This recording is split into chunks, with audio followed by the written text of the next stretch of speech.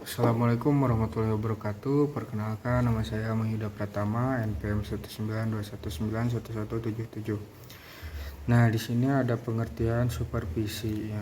Kata supervisi secara etimologis berasal dari bahasa Inggris yaitu to supervise yang artinya mengawasi. Nah, menurut Merriam-Webster Collegiate Dictionary disebutkan bahwasanya supervisi merupakan critical watching and directing. Nah, beberapa sumber lainnya menyatakan bahwa supervisi berasal dari dua kata yaitu superior dan vision. Hasil analisis menunjukkan bahwa kepala sekolah digambarkan sebagai seorang expert dan superior. Nah, sedangkan guru digambarkan sebagai orang yang memerlukan kepala sekolah. Nah, mengenai pengertian dari supervisi dalam pendidikan, Ali Imron dalam jurnal Katsuriani mengemukakan bahwa supervisi pendidikan adalah serangkaian bantuan kepada guru, terutama bantuan yang berwujud layanan profesional untuk meningkatkan proses belajar mengajar. Nah, sedangkan menurut Mulyana dalam Tutirahmawati menyebutkan bahwa supervisi secara etimologi berasal dari kata super dan visi yang mengandung arti melihat dan meninjau dari atas atau meniliki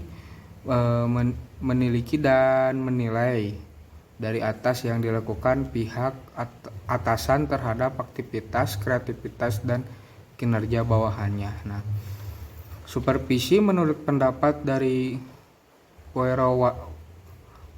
Poerwanto tahun 2000 dalam buku Muwahhid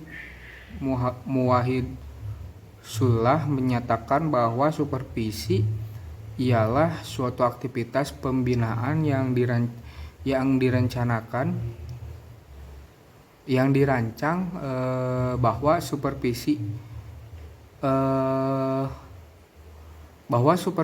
ialah suatu aktivitas pembinaan yang direncanakan untuk membantu para guru dan pegawai sekolah lainnya dalam melakukan pekerjaan secara efektif. Nah, sedangkan menurut Manulang tahun 2005 menyatakan bahwa supervisi merupakan proses untuk menerapkan pekerjaan apa yang sudah dilaksanakan, menilainya, dan bila perlu mengkoreksi dengan maksud supaya melaksanakan pekerjaan sesuai dengan rencana semula. Nah, supervisi merupakan usaha pemberi pelayanan agar guru menjadi lebih profesional dalam menjalankan tugas melayani peserta didik. Nah, dari pendapat Ngalim Purwanto dalam Tuti Rahmawati menyatakan bahwa supervisi ialah suatu aktivitas pembinaan yang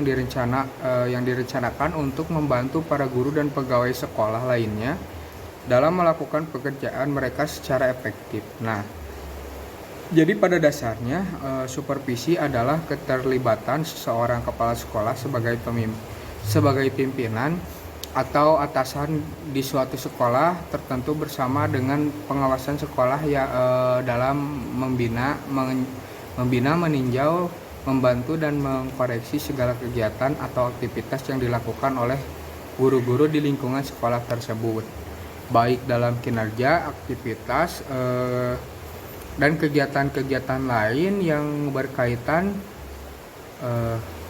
terutama dalam melayani kegiatan-kegiatan atau proses pembelajaran bersama para peserta didik.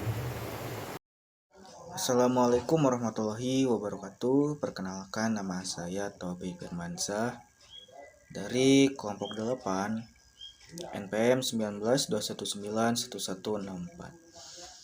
Di sini saya akan menjelaskan materi mengenai ruang lingkup dari supervisi. Nah, bahwasanya secara teoritis yang menjadi objek dari supervisi. Nah,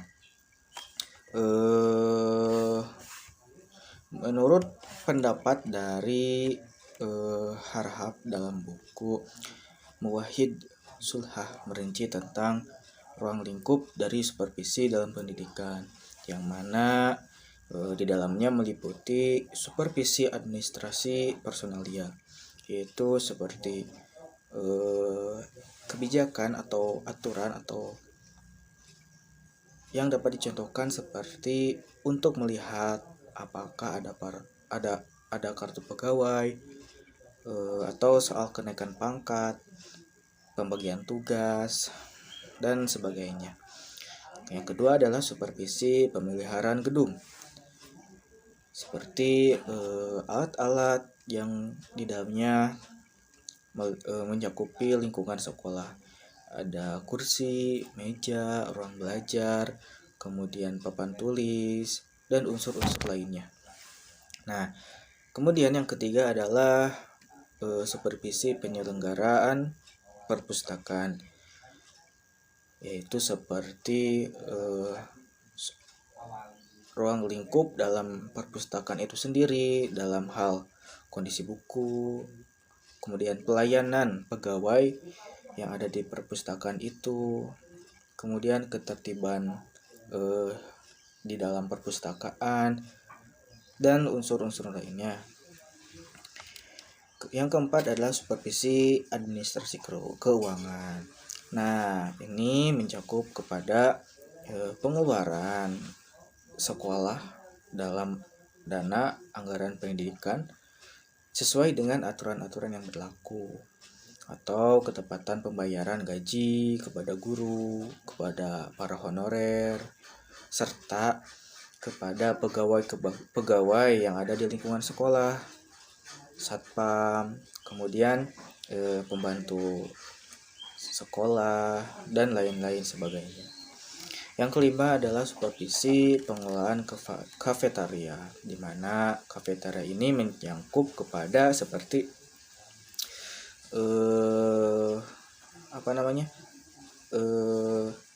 kebersihan dari tempat dan makanan. Kemudian soal ketertiban peserta didik atau siswa yang jangan sampai mereka itu menjadikannya sebagai tempat bermain atau bolos dalam mata pelajaran, bahkan sampai ada yang merokok. Nah, yang keenam adalah supervisi dalam kegiatan kokurikuler, di mana dalam mengadakan kegiatan tersebut apakah sampai mengganggu kepada kegiatan belajar pembelajaran, kemudian apakah dapat mengganggu dalam kesehatan, dan serta ke dalam keamanan.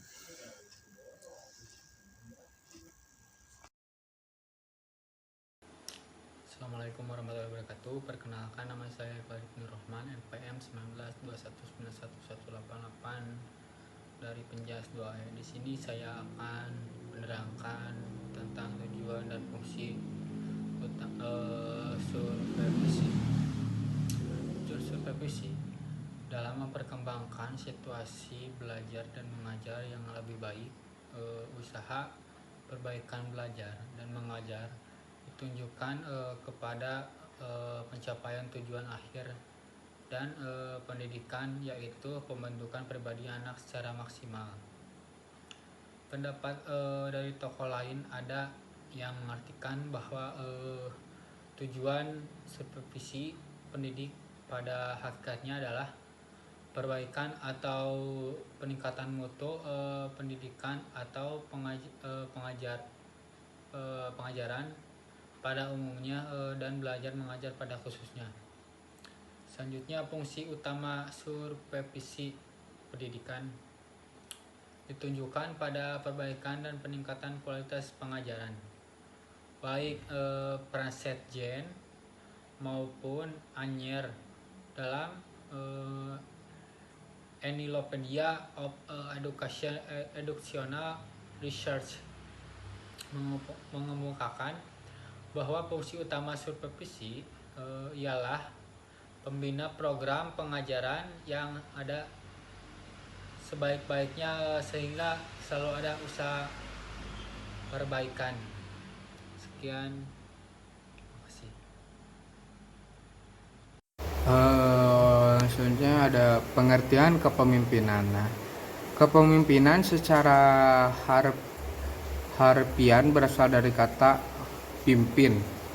Kata pimpin mengandung arti dari mengarahkan, membina atau mengatur, menuntun dan juga menunjukkan atau mempengaruhi. Nah, pemimpin mempunyai tanggung jawab baik secara fisik maupun spiritual terhadap keberhasilan aktivitas kerja dari yang dipimpin. Nah, sehingga menjadi pemimpin itu tidak mudah dan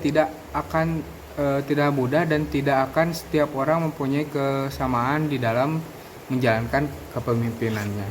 Nah, pemimpin merupakan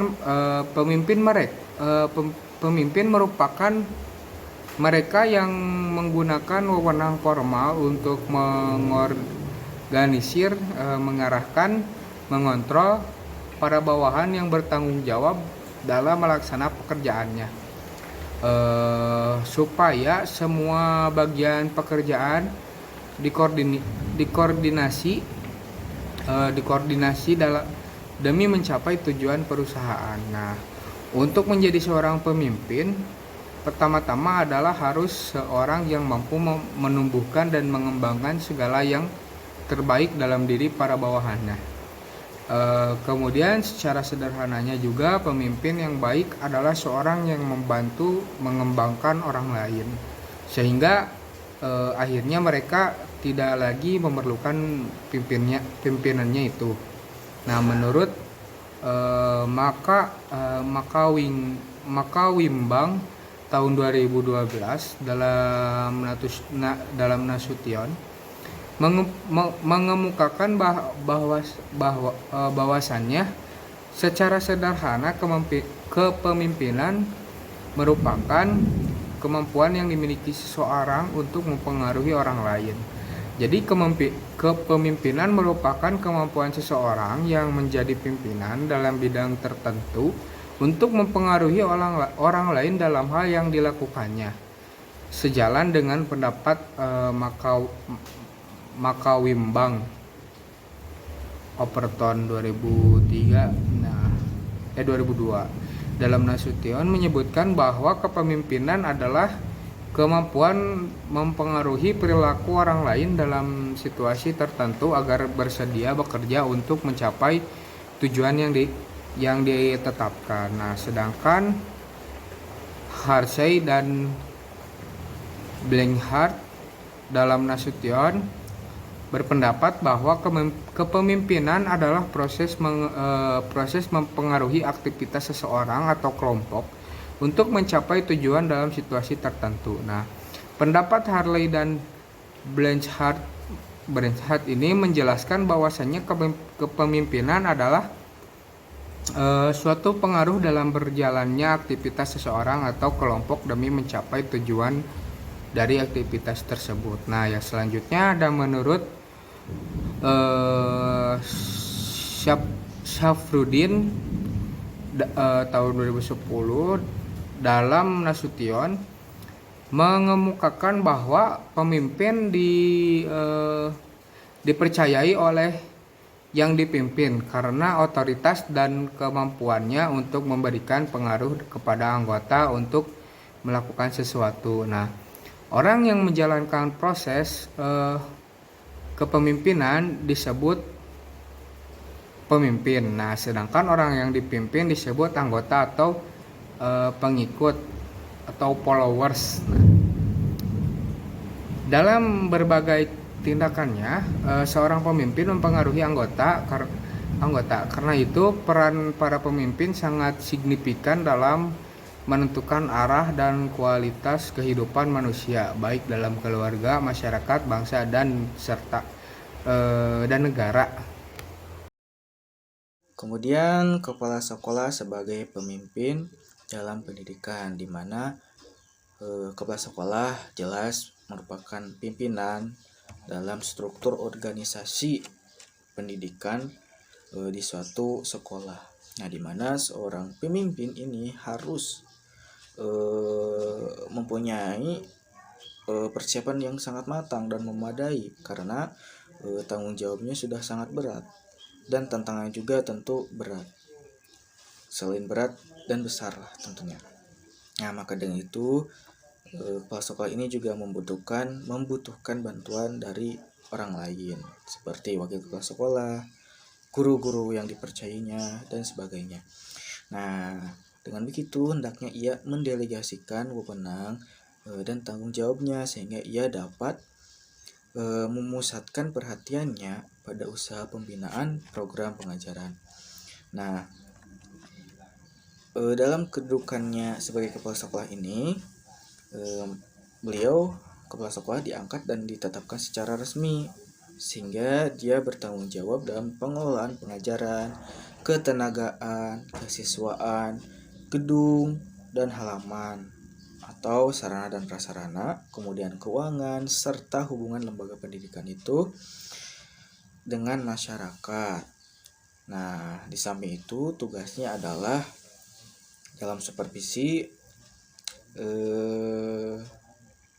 dalam supervisi tentunya pendidikan dan pengajaran. Nah, kemudian kepala sekolah ini harus memiliki 3 indikator yang dapat dilihat dan 3 hal yang harus dipahami sebagai kedudukannya dia sebagai kepala sekolah. Nah, indikatornya adalah kepala sekolah ini harus untuk komitmennya terhadap visi sekolah dalam menjalankan tugasnya. Kemudian menjadikan visi itu menjadi pedoman dalam mengambil tindakan dan dalam menjalankan tugasnya. Dan menjalankan tugas sesuai dengan pembelajaran dan kinerja guru dengan fokus. Nah, sedangkan 3 hal yang harus diketahui adalah kenapa pendidikan berkualitas diperlukan dan bagaimana cara meningkatkan mutu pembelajaran serta cara mengelola sekolah yang dia pimpin ini secara efektif dan efisien. Selanjutnya tipe-tipe kependidikan. Ada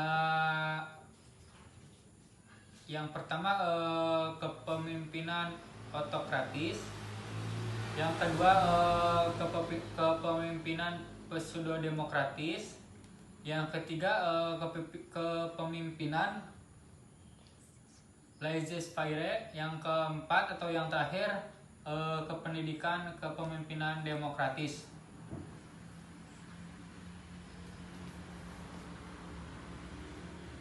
Nah, kesimpulannya, berdasarkan pendapat di atas, dapat diambil sebuah kesimpulan bahwa supervisi merupakan suatu layanan atau bantuan yang diberikan oleh supervisor atau kepala sekolah atau pengawas sekolah kepada guru dalam upaya memperbaiki kompetensi guru tersebut melakukan pembelajaran sehingga pembelajaran dapat berjalan dengan efektif. Sedangkan kepemimpinan merupakan suatu sikap yang dimiliki oleh seseorang. Seorang pemimpin dapat mempengaruhi anggotanya. Nah, kepala sekolah merupakan orang pemimpin dalam pendidikan di sekolah. Dengan begitu, kepala sekolah harus dapat mempengaruhi dan memberikan contoh yang baik untuk para anggotanya. Sekian yang dapat saya sampaikan dan kelompok saya sampaikan. Mohon maaf apabila banyak kekurangan. Assalamualaikum warahmatullahi wabarakatuh.